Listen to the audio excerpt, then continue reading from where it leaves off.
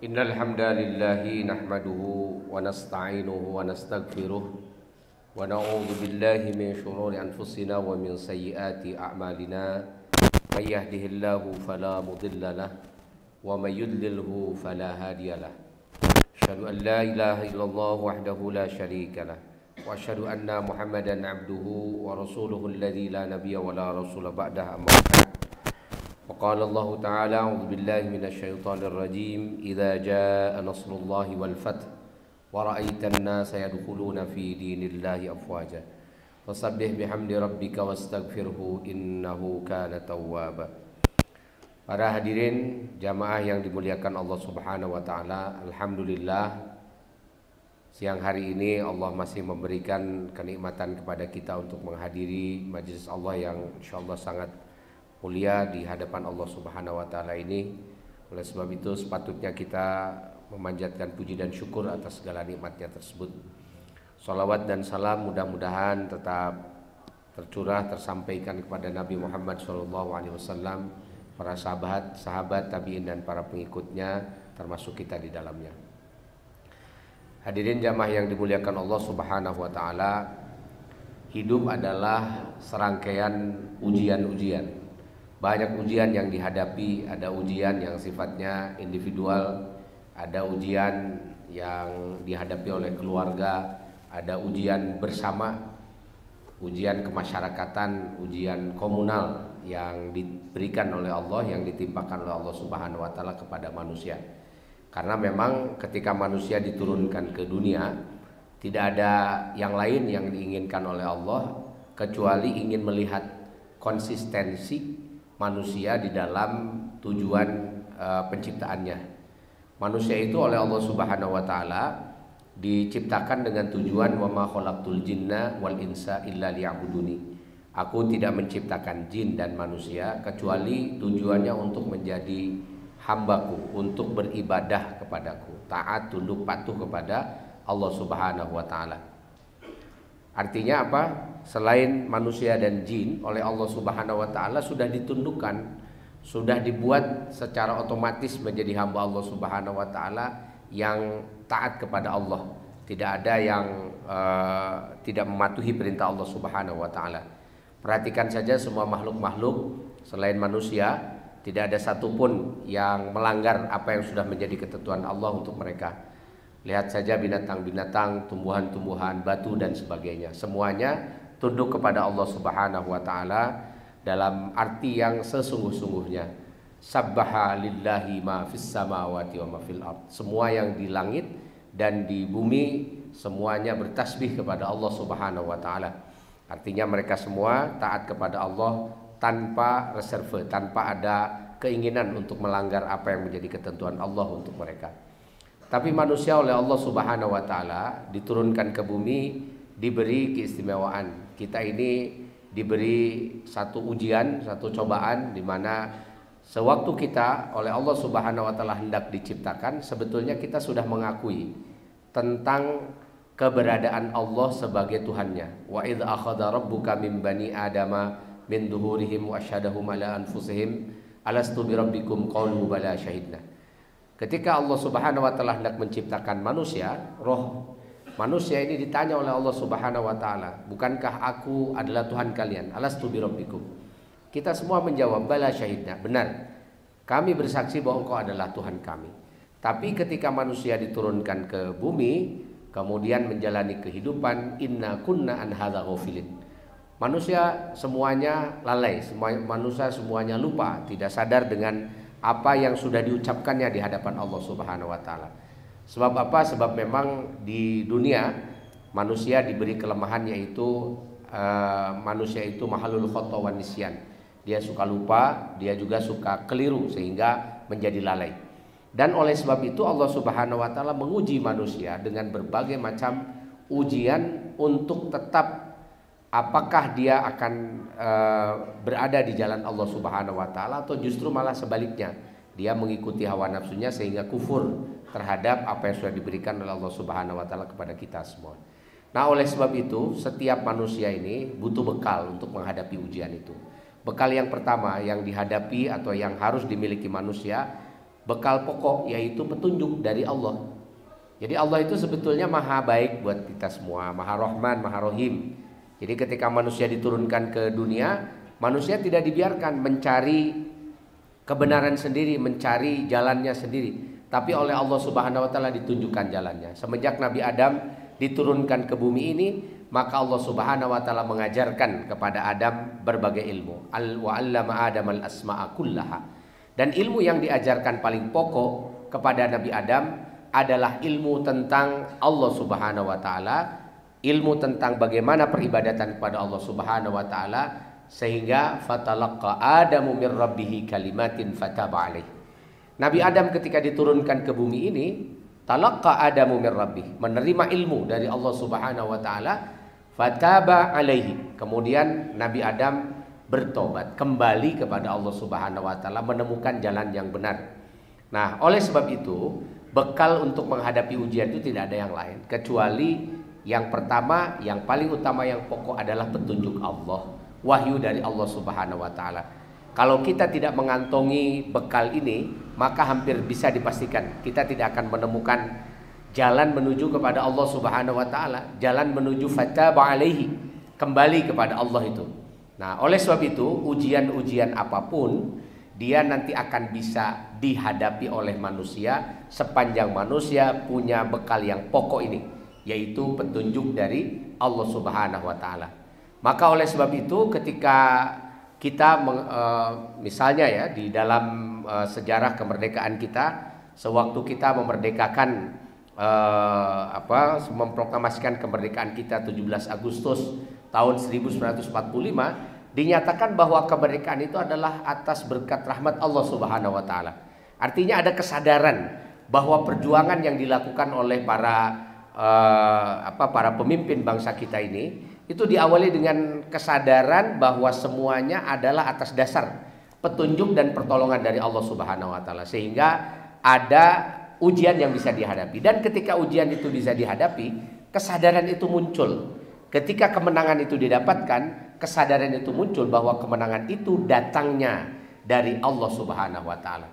Maka ketika kemerdekaan ini sebagai satu ujian komunal, ujian kebangsaan buat kita semua, dan berhasil dilalui, kita mendapatkan kemerdekaan, sudah dinyatakan dengan sangat terang. Kita bisa baca di dalam pembukaan Undang-Undang Dasar kita bahwa semuanya adalah atas berkat rahmat Allah Subhanahu wa taala.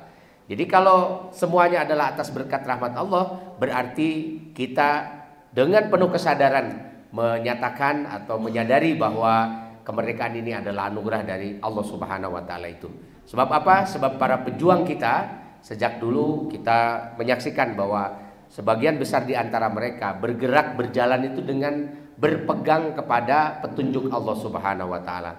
Kita tahu bahwa gerakan-gerakan nasional kita dipelopori oleh para ulama, gerakan-gerakan kemerdekaan kita dipelopori oleh orang-orang yang amat sangat faham dengan petunjuk Allah Subhanahu wa taala. Para ulama, para kiai, para santri adalah mereka yang berada di garda terdepan di dalam memperjuangkan kemerdekaan bangsa ini, sehingga ketika kemerdekaan itu diraih, kesadaran bahwa ini adalah anugerah dari Allah Subhanahu wa taala muncul tanpa dikomando oleh siapapun, tanpa dipaksa dan didikte oleh siapapun. Barakallahu li wa lakum.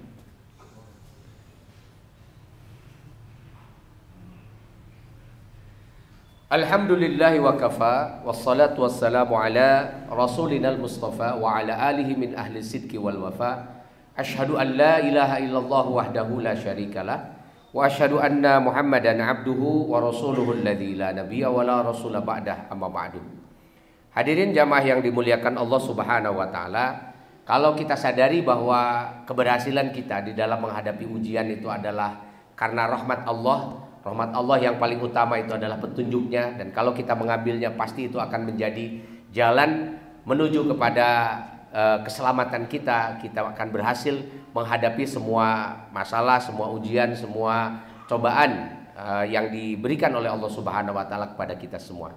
Dan apabila kita sudah sampai kepada satu fase kita mendapatkan kemenangan, maka kita harus sadar, idza jaa nasrullahi wal fath wa ra'aitan nas yadkhuluna fi dinillahi afwaja fasabbih.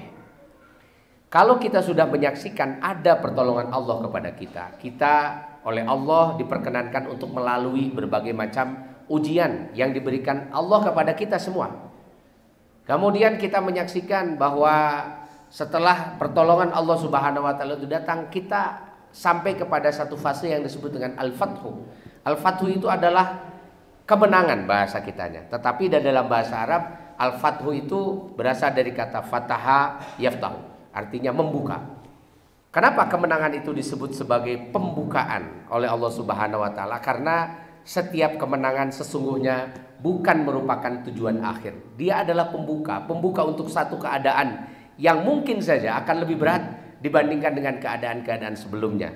Sebab kalau kita sampai pada satu fase kita menyelesaikan ujian, maka yang berikutnya kita akan menghadapi ujian yang lebih berat lagi. Terus saja begitu. Manusia itu tidak akan diuji oleh Allah Subhanahu wa taala dalam setiap fasenya dengan ujian yang lebih rendah. Setiap kali kita sampai kepada satu keadaan, maka kita akan selalu diuji lagi dengan keadaan yang lebih tinggi lagi.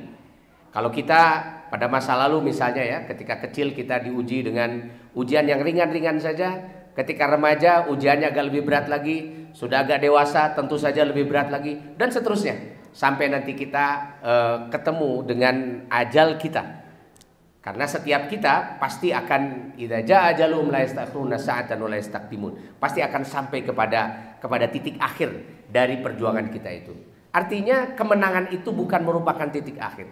Dia adalah pintu pembuka saja untuk nanti munculnya berbagai macam persoalan, berbagai macam ujian yang selalu akan diberikan Allah Subhanahu wa taala kepada kita semua sepanjang hayat kita. Makanya oleh sebab itu kita kemudian diperintahkan oleh Allah Subhanahu wa taala, kalau kita sampai kepada satu titik berhasil melampaui satu ujian cobaan dari Allah, maka yang harus dilakukan oleh kita adalah fasabbih bihamdi rabbika wastagfirhu. Pertama adalah fasabbih bihamdi rabbika. Kita harus bertasbih dengan bihamdi rabbika, dengan memuji Allah Subhanahu wa taala. Kemenangan yang kita dapatkan itu kita harus kembalikan semuanya kepada Allah Subhanahu wa taala. Keberhasilan ketika kita menghadapi satu ujian jangan diklaim sebagai hasil dari upaya kita. Kita ini lemah, kita ini tidak punya banyak kekuatan sesungguhnya. La haula wala quwwata illa billah. Tidak ada kemampuan, tidak ada kekuatan, kecuali semuanya diberikan oleh Allah Subhanahu wa taala. Maka orang yang punya keimanan yang mendalam kepada Allah Subhanahu wa taala, setiap kali dia berhasil melalui satu ujian, setiap kali dia mendapatkan kesuksesan, maka dia akan sadar bahwa ini adalah datang dari Allah. Maka kesadaran ini yang akan menuntun kita nanti kepada satu keadaan di mana kita tidak menyombongkan diri. Kita tidak merasa bahwa semuanya adalah hasil berkat upaya kita, karena kecerdasan kita, karena kehebatan kita, karena kekuatan kita, karena harta kita dan sebagainya. Sama sekali itu tidak boleh ada di dalam hati kita. Kita tidak boleh mengklaim bahwa kemenangan itu adalah hasil dari jerih payah kita. Tapi semuanya itu semata-mata adalah nasrullah, pertolongan dari Allah Subhanahu wa taala. Maka setiap keberhasilan itu harus selalu dikembalikan kepada Allah. Sebab sedikit saja hati kita dihinggapi oleh kesombongan, kita merasa bahwa keberhasilan kita itu adalah hasil jerih payah kita, maka disitulah kita akan memulai kegagalan kita di dalam ujian berikutnya. Bahkan kegagalan utama Allah Subhanahu wa taala sudah mengingatkan, la yadkhulul jannata man kana fi qalbihi mithqala dzarratin min kibrin.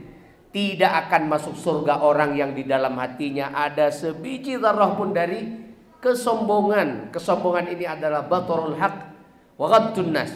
Dia menolak kebenaran bahwa semua keberhasilan kita, keberhasilan kita di dalam menghadapi ujian itu adalah datang dari pertolongan Allah Subhanahu wa taala. Nah, kalau kita sudah berhasil mengeliminasi, berhasil menyingkirkan kesombongan di dalam hati kita ketika kita menghadapi ujian, maka hampir bisa dipastikan ujian seberat apapun yang akan diberikan lagi oleh Allah Subhanahu wa taala akan mudah kita hadapi. Kenapa? Karena pada saat ujian kedua, ujian ketiga dan seterusnya diberikan oleh Allah, di situ Allah sudah berkenan untuk terus menolong hambanya yang tengah diuji itu. Karena pada hakikatnya keberhasilan kita menghadapi ujian itu adalah pertolongan Allah. Maka kemudian yang harus kita lakukan setelah bertasbih dengan memuji nama Allah Subhanahu wa taala, wastaghfirhu.